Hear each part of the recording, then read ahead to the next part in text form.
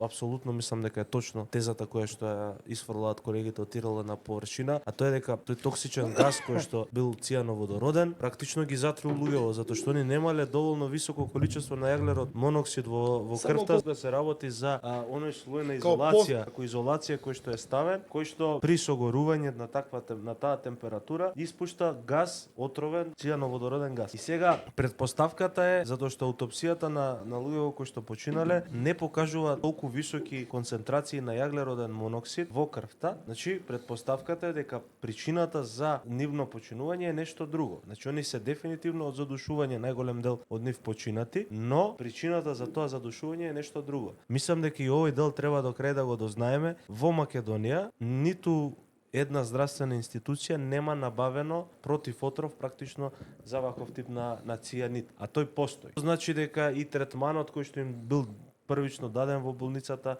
веројатно бил погрешен. И самиот овој факт кој што тие го разоткриваат укажува на уште повисок степен на одговорност кај сите кои што биле надлежни за дискотеката. Затоа што практично отровен материјал бил ставен внатре во диското. И мене не ми е јасно како без прецизна причина за смрт при аутопсиите е покренато било какво обвинение.